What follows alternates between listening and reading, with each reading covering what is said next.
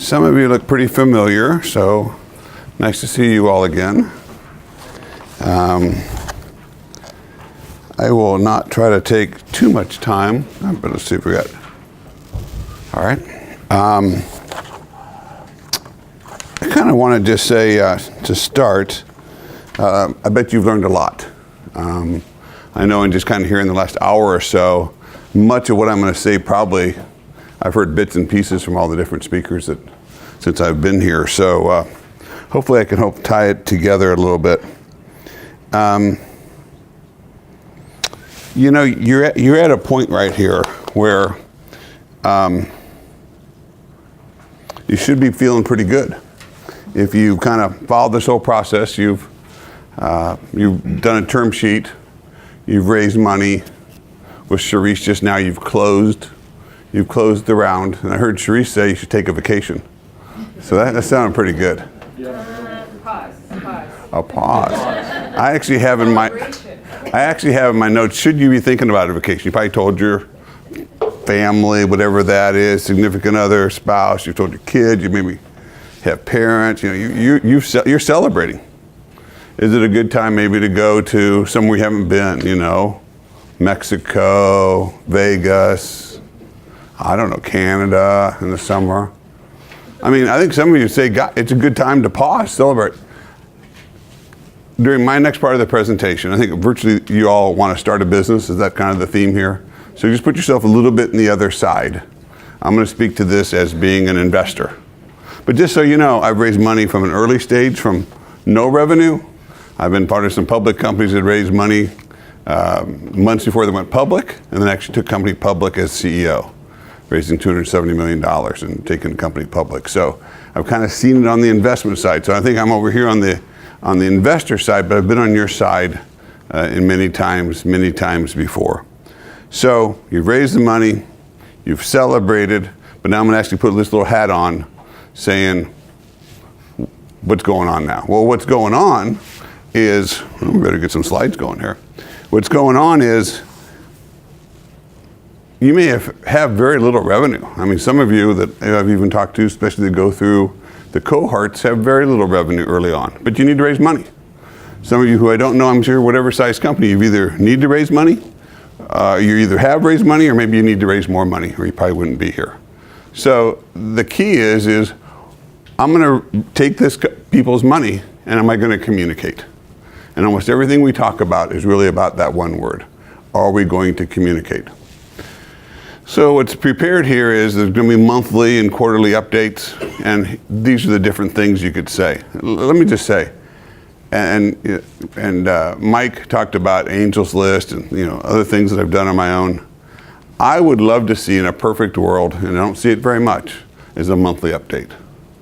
And the typical monthly updates that I do get, or whether they're even quarterly updates or bi-monthly updates, basically have pros. Here's what's going well. Sold some new things. Got some new products ready.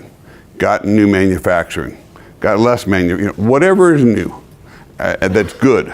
And then what's new that's probably not. The cons. There's pros and there's cons. Still can't hire that head of marketing. Still can't get, my pipeline's growing, but the sales aren't. And last but not least, what are the real problems?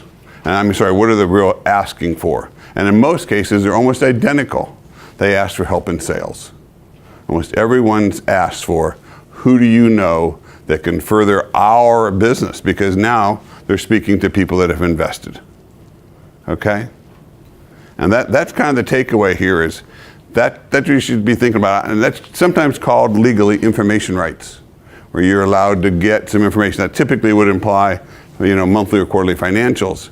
But I like it to initially, even as the lowest angel, I'd like to know what's going on in the business. Otherwise, an angel list, I find out sometime they sold, they went out of business, whatever the case is. On ones that I obviously have a more intimate knowledge or direct knowledge, I'd still like to not have to pick up the phone to be able to communicate.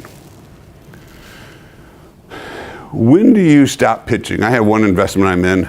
The guy never stops pitching. Now maybe he's always going to be looking for more money because he doesn't have a lot of revenue, but he never stops just talking about, the big picture. Well, as an investor, I'm actually a fan. I know I'm not here to speak about this. I'm not really a fan. You shouldn't have to go back to angels more than once. You might have little friends and family or some of your own money. Then you have angels. The next logical step is to move up the value chain. Could be a micro VC. It could be a family office. May not be a true, full-fledged VC. Again, it depends on the size and the need and the technology and, the size of your business. But if that's true, I can't go back to that same angel all the time anyway, right? Because I've already been there. If I keep on going back to angels, I probably really haven't grown my business very much. Know your pipeline. The biggest question I'd have is how it's going. If I really had a time, somebody say, how's it going? What's going well? What's not going well? And I really want to probably talk about their pipeline or anything on the cons list. I can't get this developed. I can't get this manufactured. I can't get this licensed. I can't get the software. I can't get someone to handle, the legal side.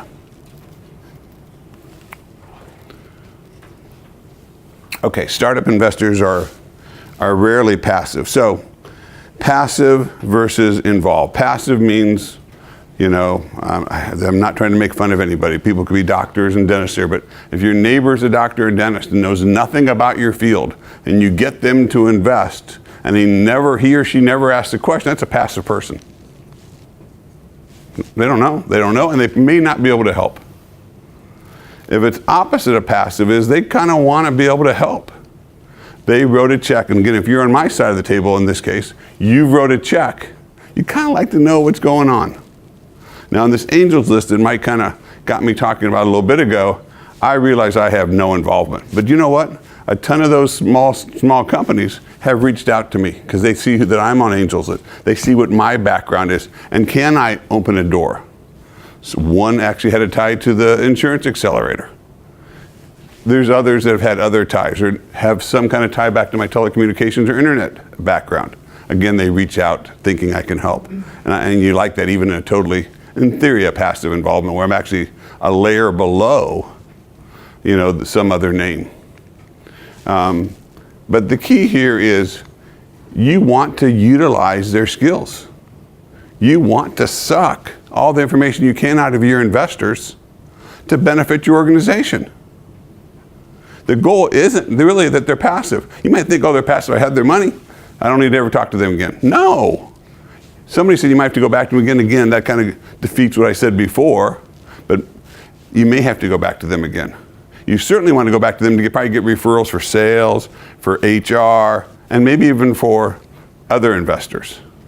And you certainly wouldn't want them to be an investor who would not say something positive about your business if they were asked to be a reference when you do go even higher up to get money. So you got to continue to, what's the word? It's really communicate. I think this is the last slide in here, and then I've got kind of a final thing that I worked up. Share bad news early. I mean, if you're communicating every month or every 2 months or the latest every 3 months, this slide almost doesn't apply, right? Because you're already communicating. If all of a sudden I never communicated and then I really have some bad news to tell them, it'd probably be more gut-wrenching than if I've actually communicated the whole time. Because even as soon as you raise the money, does that really mean you're a success? You've just reached a milestone, right? That milestone was to get that money so you can hire more people, so you can develop more software, you can have a line of credit, so you can get manufacturing done, so you can put more salespeople on the street, so you can, whatever the different uses of your capital, right, on why you raise money in the first place. Share information. So here's the last thing I thought I would say on this. I think this is my last slide, yeah. The key to me is communications. And I think I just said it a second ago. I would just have the most basic, and Mike can get it to you, or Sharice, whoever here, kind of in charge here. But the ones that we get, the ones that I get, that are the best for me is just, here's the monthly, quarterly update. Here's all the pros. So maybe it's a new contract. Maybe the pipeline's growing. It might be 2 bullets. Hopefully it's 5 to 10 bullets. Here's the cons. Still can't hire a new VP of engineering. Still can't get can't get my distribution rights in Europe. Still can't get whatever. And then last but not least, here's my ask. My ask is, who do you know maybe to help any of those cons, or they can obviously increase the pros.